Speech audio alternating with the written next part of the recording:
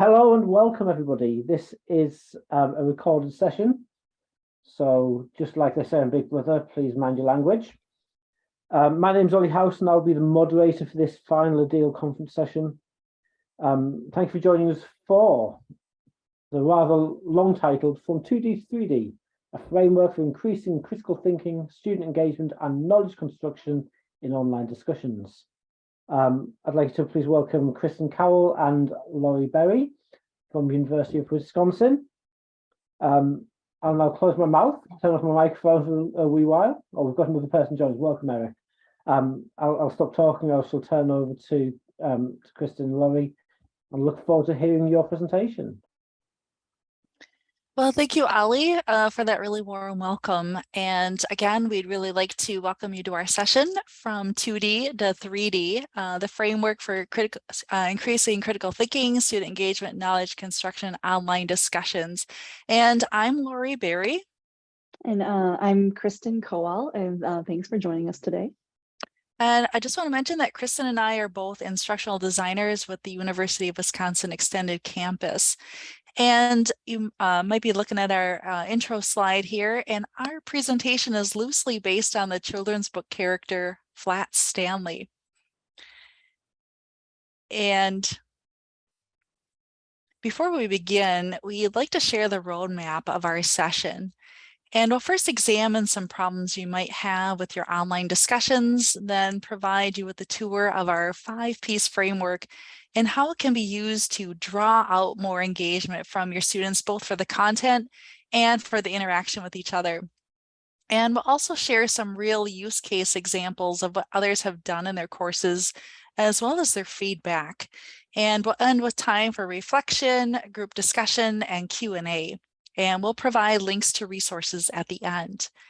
And I also want to point out that this is a really applied session, and your time will be well spent if you want to learn at least one technique on how to add more dimension to your discussions. And again, we'll have dedicated time at the end to address any questions. And before we go ahead and get started, I want to just pause and take a quick poll.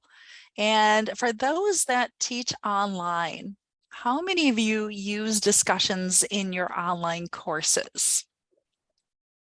And if you could take our quick poll question for us here. Results are coming in. That's always exciting to see.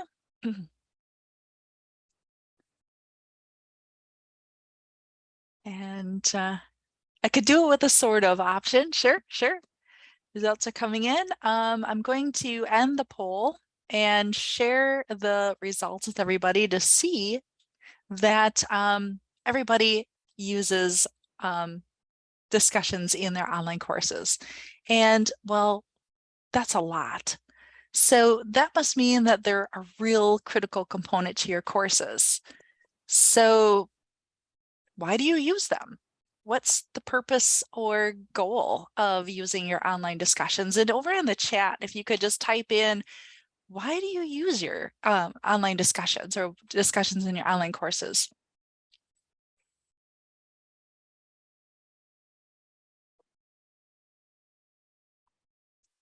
Typing in the chat. Maybe you use them to have students to interact with each other, share student experiences or thoughts on the material. Good one from Suzanne. To allow students to engage. Is that engage with each other or engage with the content? Kind of thinking a little bit about that one. From Jocelyn. What does that mean? Student experiences. Oh, now the poll is coming in. So consider other perspectives, student experiences for students to learn from each other in addition to the course content. Student forums are the only way for students to interact, to problem solve or fix problems with each other, to engage each other with the content. So thanks for sharing all of this information about why do you use online discussions in your courses. But how many of you feel like your discussions are sort of missing something or not quite hitting the goals that maybe you're going after? And maybe it's like, this is what I want them to do, but they're really sort of flat or not quite getting there. So we know that online discussions are often used as a stand-in for that in-person conversation, but like I said, maybe you're noticing that the conversation seems to be a little bit flat or two-dimensional, and that they lack that depth or engagement from your students. Let's see if maybe we can find what's missing from those discussions. And to illustrate this, we're going to play out a discussion experience. So Laurie is going to be acting out an experience of attending this cocktail party. It's a fundraising event for the local Humane Society. So that's the scene. So let's join up with her as she arrives to the party event. Ugh, this sucks. I came alone to this cocktail party. What was I thinking? But it's a worthy fundraising event, and I'll make an attempt to talk to at least 2 people here. Let me first do a quick scan to see if anyone looks like someone I can talk to, just to make conversation and maybe try to interact. At least we're all here for the same reason, to support the local Humane Society. Hello there. Hi, this is the first time I've come to this event. I have 2 dogs and 1 cat that I adopted last year from the Humane Society, and I wanted to continue to support their cause. What about you? Whoa! Oh my gosh! Whoa! What? What's that bear doing here? Whoa! Did you see that bear just walk through? Where did he come from? I overheard someone over there said that the bear came out to support this event. Now that's exciting. What a great evening. And after the bear sparked a lively conversation, Laurie had a lovely evening full of conversation. She made some new friends. Okay, so that was a difference in the discussion after that situation with the bear. So what is this bear thing all about? So it's a metaphor. So in this scenario, the bear represents putting students into a situation or using a strategy to take your discussions from those 2-dimensional flat discussions to 3D.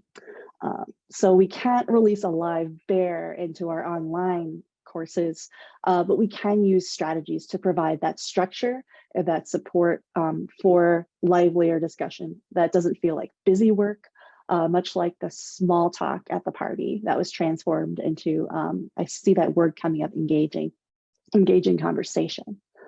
So do you have a bear? What is your bear? What is your strategy? And this is where we're going to transition into our newest support structure, just a tool we're going to talk about with you today. And that's the topic of today's presentation and discussion. And that is the brand new framework for student engagement and critical thinking. And Laurie is going to introduce that now. If you want deeper discussions that show evidence of critical thinking and promote that student engagement, we know that research shows that your best bet is to provide the structure to make that happen. But how do you make that structure? And there are strategies and tips and tricks out there, and this is one of them, and what we're focusing on today. A framework that you can use as a guide to take your discussions from 2D to 3D. And now this isn't just any framework, this is our framework, one that Kristin and I created from our original research that was published in the Journal of Online Learning back in September of 2022, so just a month ago. And on that, we'll take a look at the framework origins. And on this slide was our research question. And in our research, we looked at student discussions transcripts for evidence of critical thinking and student engagement. And this is where the framework comes in and why we created it. Because in examining the transcripts, we noticed that in many cases, students were almost getting into the higher order thinking from the information sharing. And we found ourselves wanting to probe students a little bit further, which led to the question, what can we do to get those discussion instructions more specific? Since we can't prompt students in real time to share more in the limited and asynchronous time that we do have. And in this presentation, as we go through the framework with you, we'll also weave in insights from our research. And through our research, we recognize that most discussions do not naturally lead into critical thinking. But when providing the structure, we can elevate the discussions up from that surface level of information sharing to higher levels of knowledge construction. So that's our preamble about where our framework came from. Now let's jump into sharing and using the framework itself and how you can take your discussions from 2D to 3D. And so the format of how we're going to introduce the framework is we're going to take a tour of the framework using some fun examples. So this is a map of Laurie and I. It's their hometown, Madison, Wisconsin. So we've hidden pieces of the framework in some secret locations and marked where we're going to encounter different components of the framework. So we'll make a tour stop, learn what piece of the framework we're talking about, practice applying that component of the framework, show an example of language that you could use in your course if you wanted to apply it, and then move on to the next stop. So we hope it'll be a memorable experience, and let's go on the tour. So we're going to begin our tour right at our office building where Laurie and I work as instructional designers, and we're going to demonstrate the first component of the framework, detailed instructions and clear expectations. Oh, and there's Laurie and I as those flat 2D characters. So, hey, you two, looks like you're both waiting for the shuttle bus. Are you ready to start the tour? Yeah, we're happy to get started, but we're not sure how to begin. The map that I picked up, it's a little confusing. Oh, let me see that map. It's not a great one. Let's see if I can give you both better instructions on this map. Is that better? Oh, definitely. I was getting worried there, but now that I know what we're doing and where we're going, I'm ready to explore and learn something new.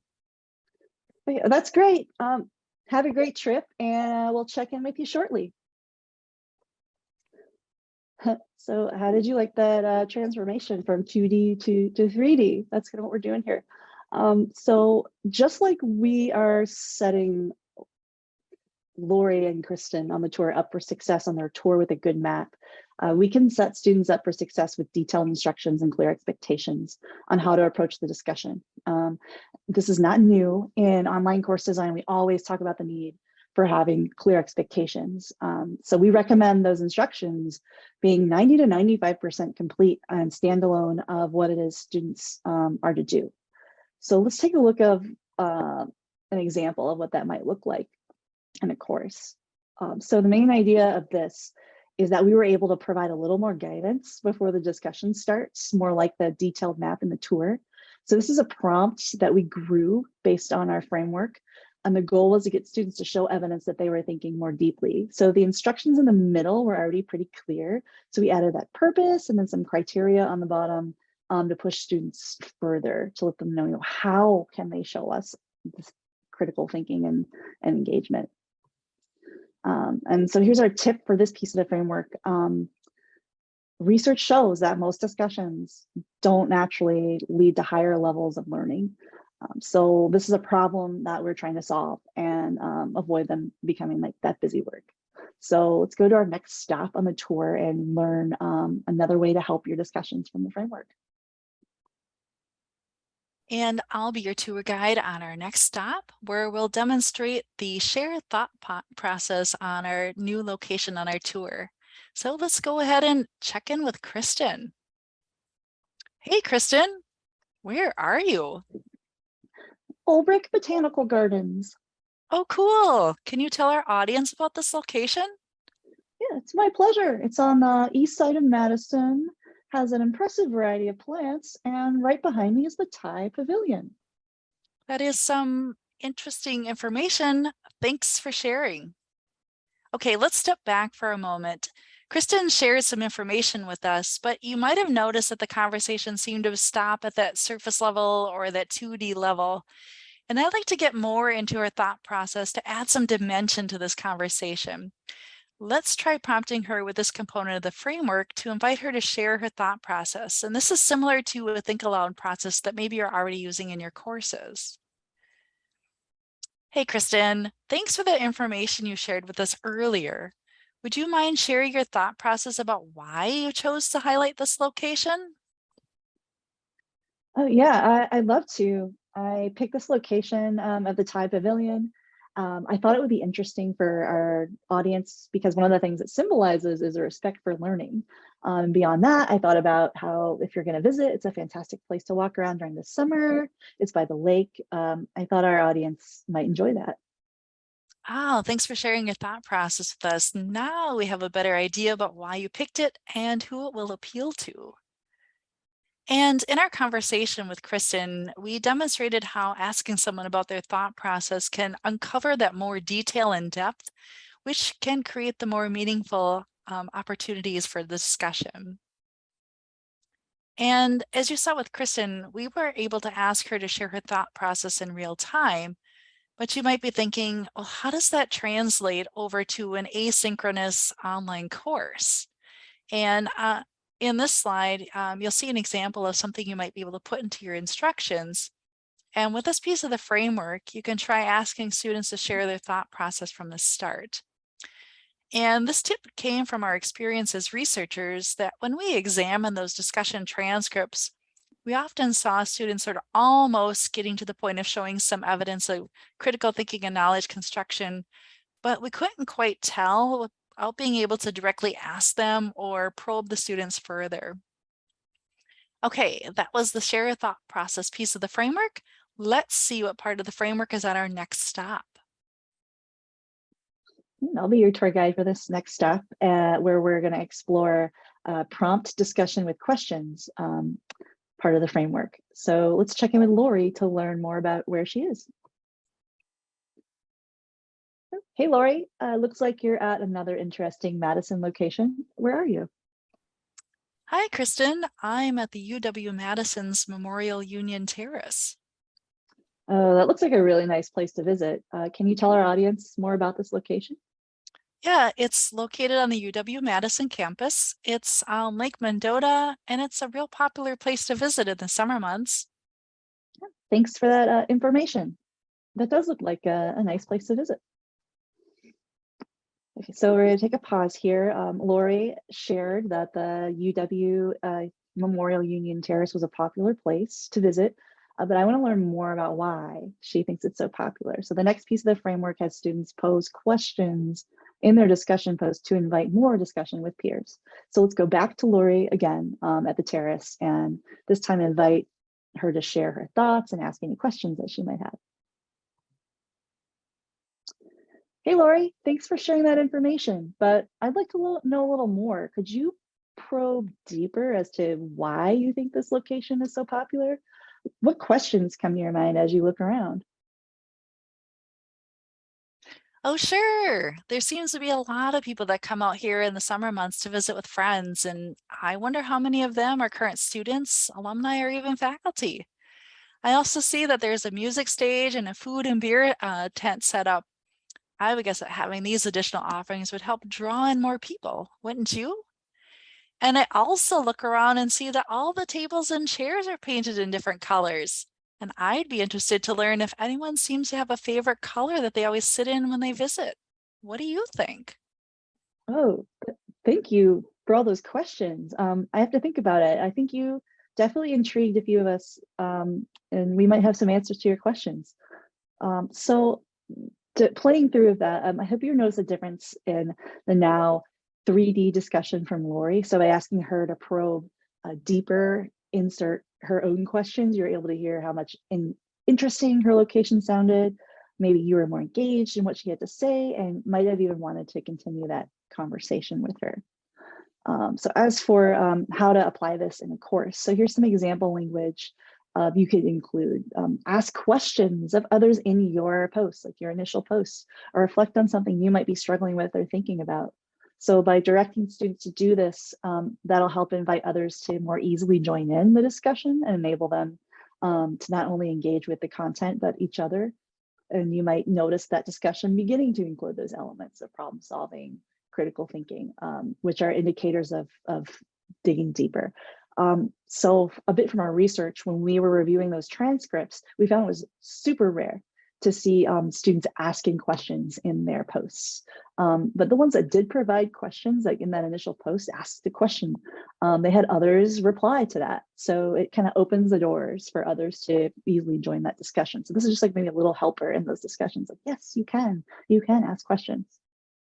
So that was ask questions, and we're going to go on another stop, and I'm going to continue to be your tour guide at this one. And here we're going to demonstrate the next component, that's weaving evidence into a post. So let's check in with Laurie again and see where she is now. Hey, Laurie, it looks like you've moved to another location very quickly. Where are you? Hi again.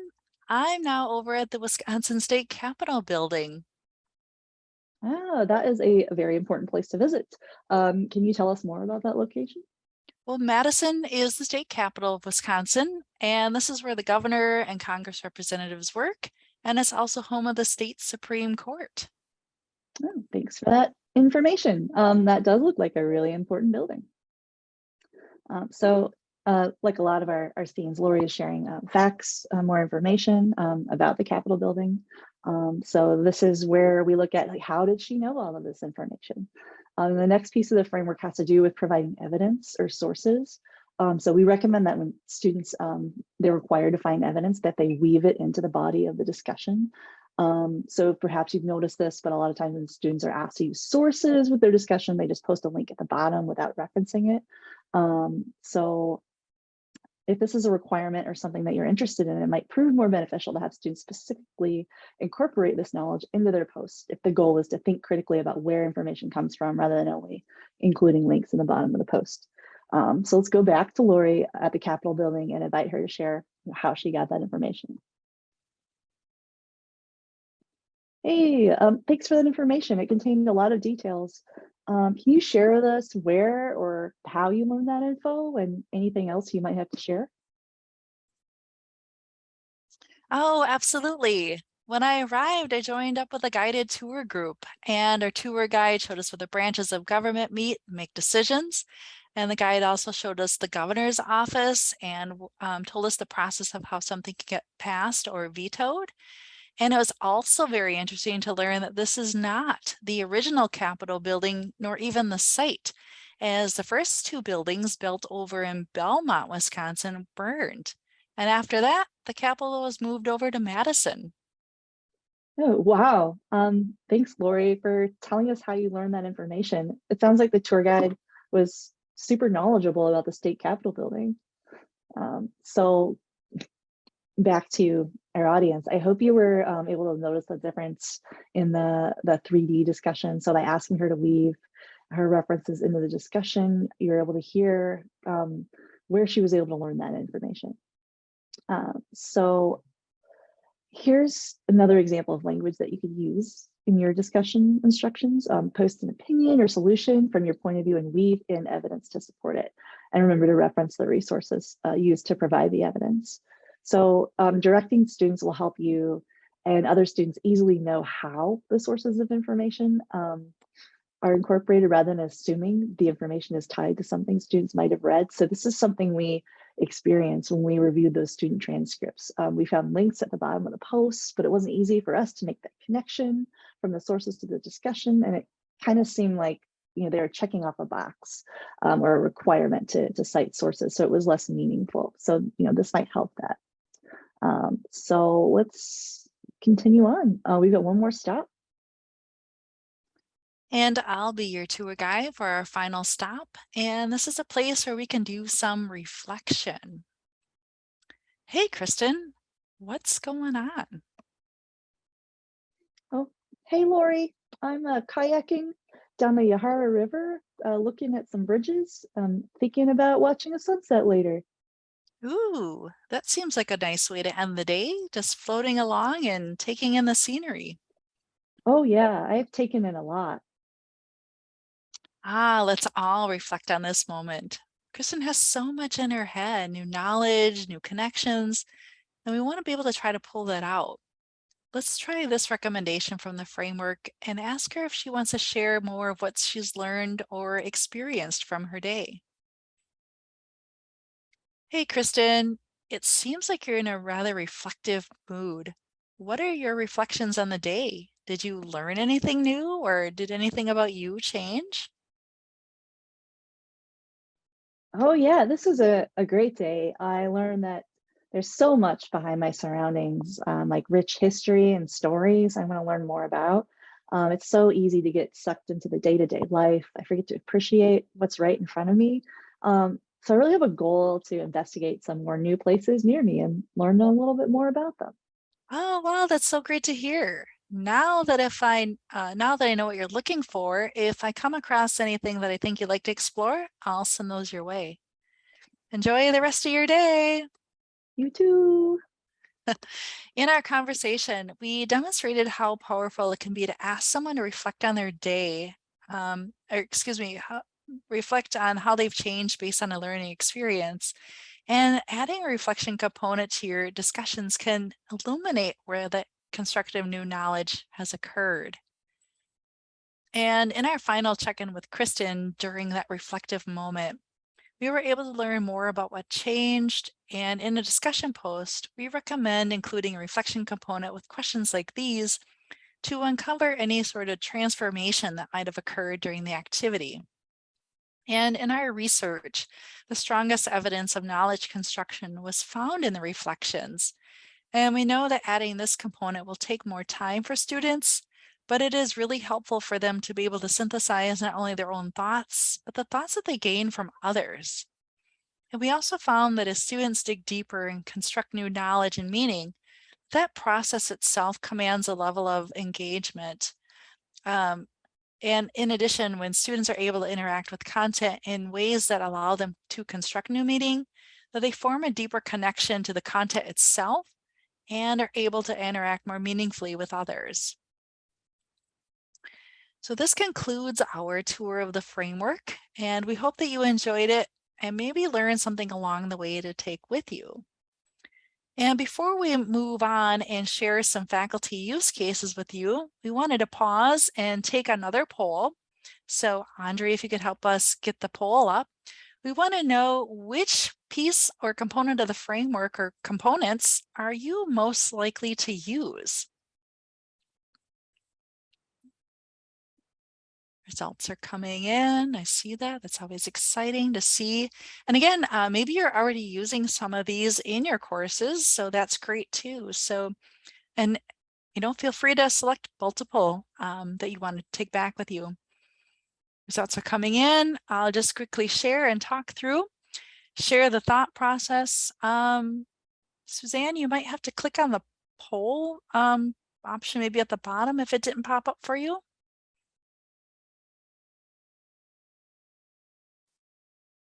Some are saying include reflection, share thought process, clear expectations. Still not seeing the poll from Suzanne. It was a pop-up window. Maybe it got stuck underneath. Hidden under some other windows. Well, Suzanne, we want to make sure that Suzanne can participate with us. So maybe we'll give it a moment here before we end the poll. She's saying, I use reflection and evidence-based. Excellent, excellent. I'm going to end the poll and then I'm going to share the results because I always find it exciting to see the results that we have come in. And it looks, Kristin, like we have share the thought process and include reflection component as our two components for the winners. That's always exciting to see on that. So thank you.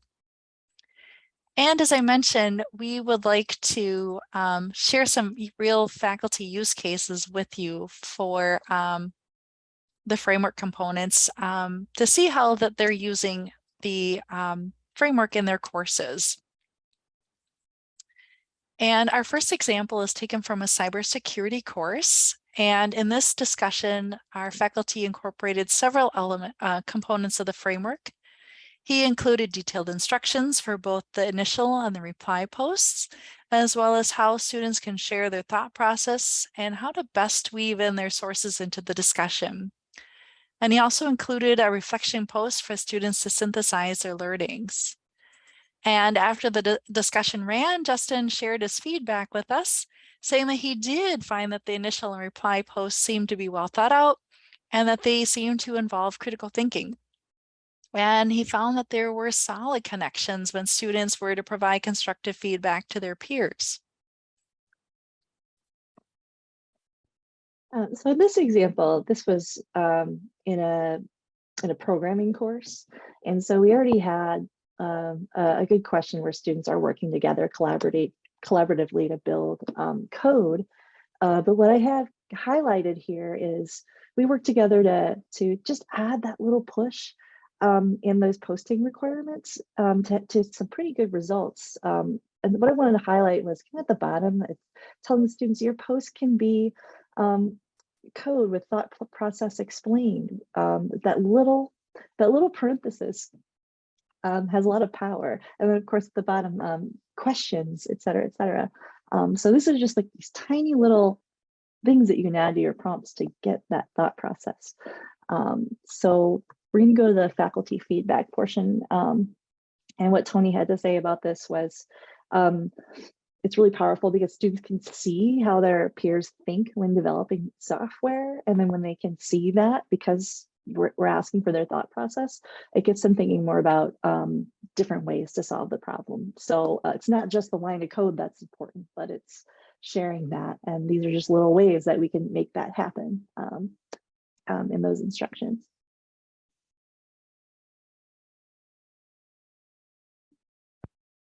And our final example is taken from a master's in health and wellness management course. And the faculty included framework components such as weaving in evidence to support the post, sharing one's thought process for others to see. Students are to share any questions that they might be having or struggling with, as well as reflecting on their learning experience. And Penny wanted to share her feedback on why she was excited about the framework and wanted to use it. And she said that having the prompts were much more explicit in directing students to apply their critical thinking skills towards the topics. And she also really liked including the questions such as, what did you learn? Or did you change your mind? And she thinks that having this information in the instructions will encourage students to go beyond that surface level of information sharing and add more depth and breadth into the discussion post for students to engage not only with the content, but with each other. And Kristin and I want to add that you don't need to apply every piece of the framework, rather choose the components that best work for your goals. And we've shared a lot of information with you today. And as good practice to our own framework, we wanted to incorporate time for you to reflect on information from our session. And to help you digest, we added a few questions that can be used to guide your reflection. And we'll pause for a moment for you to think about your own courses and if there are any framework components that you might use to liven up your discussions. So again, I'll pause for just a moment here.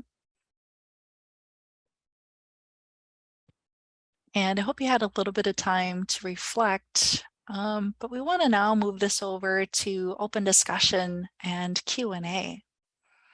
So if you have any questions, feel free to type those over in the chat, or if you feel comfortable, you can take yourself off mute and ask your question verbally.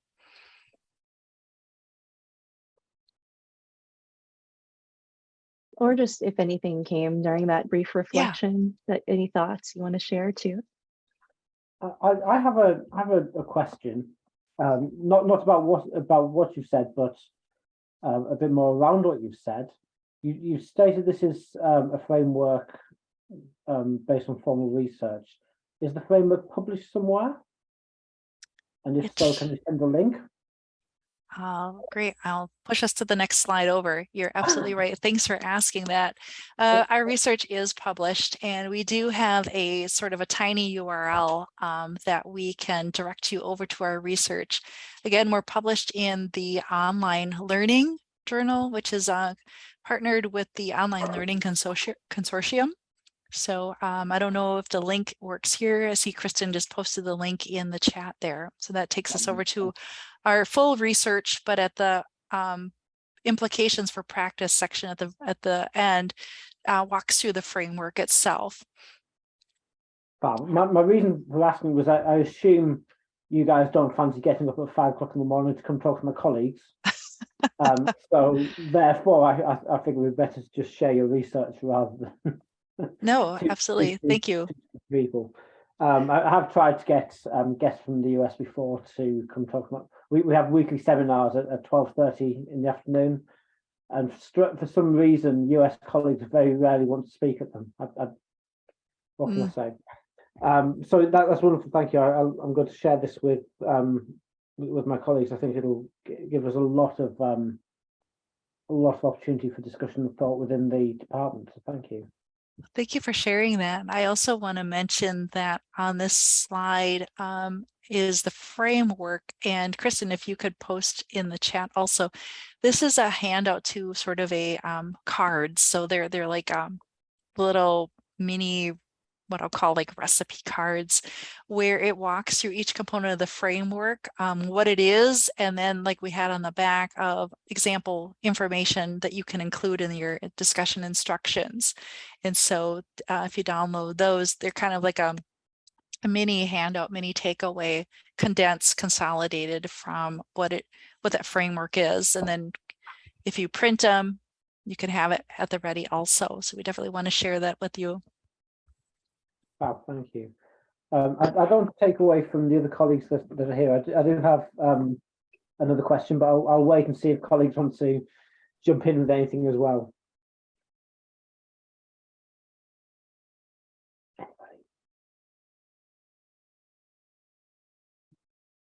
Okay, maybe they don't.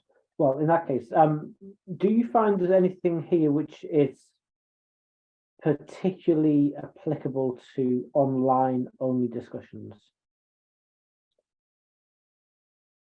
Or do you find that everything is kind of as applicable to a I just think I'm seeing a lot of the things you suggest here.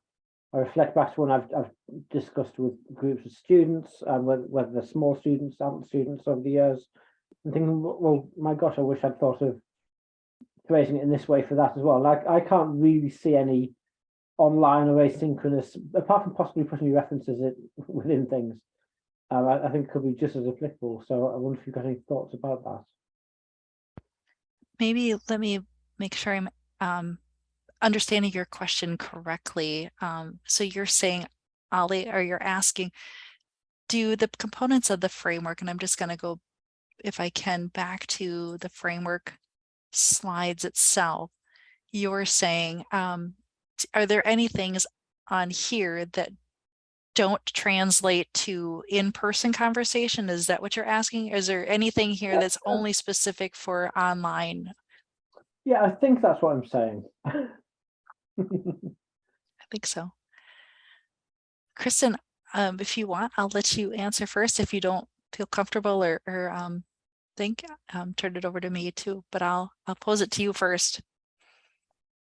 Well, I mean, these came specifically for solving problems. Like, we were looking at all these student transcripts and we're going like, gosh, if they were in person, if they were in front of me, I'd say, oh, well, share more about that, et cetera, et cetera. So that's where all these came from. So they're all strategies that are specifically kind of for online. And I saw when we were talking, I think I saw somebody say that this applies in real life too, which is kind of, I think it could be kind of confusing, like, because our skits were like in person and this is for online. So I hope that didn't it wasn't lost that these came specifically from looking at online transcripts. No, I just find it very, very interesting actually, in that I think it's something that could be expanded to, while I can see it being incredibly useful as a thought process for online discussion. I think that actually everything you suggested here could make an in-person discussion more powerful as well. I've used them. After doing this, like changed me a little bit. Like I've done that before when talking to a friend. Like, could you share more about that? Yeah. You're really interesting. I saw Travis, your face has come up. Did you have a question or a conversation or a statement?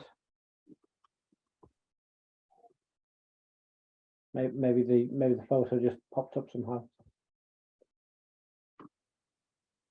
Maybe not. We do have we've got 5 minutes left. I feel like I asked quite a few questions. So I was like, oh right, sorry, not at this time. Like I said, we've got 5 minutes left, so we'll just again give one more opportunity for colleagues to ask any questions they may have, either in person, either in the chat, or if you want to put your microphone on, that's absolutely fine. Hi, this is Suzanne from Virginia. Hi, Suzanne. Hi, Suzanne, did you have a question for us? So I can see where I could give a fact scenario and then maybe halfway through the discussion bring in some other fact that may prompt. I don't know. Could you explain that a little bit more?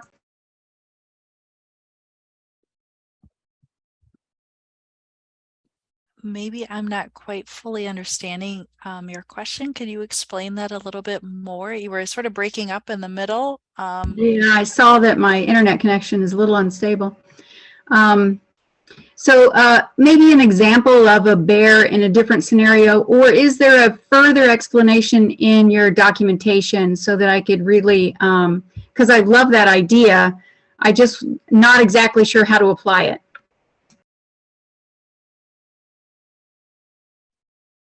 This might be a good time to, I'm going to throw a link in the chat. And this is where our research came from. We had a bunch of bears. So this is a deck of recipe cards. And these are all examples of different strategies that you can use to kind of create scenarios or something a little different in your discussion. And so where this framework came from is we looked at one of those, the role play, and looked at it very closely because we were presenting these and going, hey, these are bears. These are really cool ways to have more engaging discussions. Try these strategies. And the research came from going, well, does it really increase student engagement, facilitate critical thinking? And that's what we did. And we said, yes, but I would love to even push these strategies further. And so that's the framework. So these cards, these are like ready-made strategies. You could pick one and try it. The framework would help you kind of dial in those instructions or come up with a strategy all on your own if none of those strategies that I posted are there. So hopefully looking at those cards the twist cards that I posted in there, they can give you more of an idea of like what a strategy looks like to try something different rather than like, here's a discussion question. Okay, perfect. So I answered your question. Yeah, thank you for saying that, Kristin.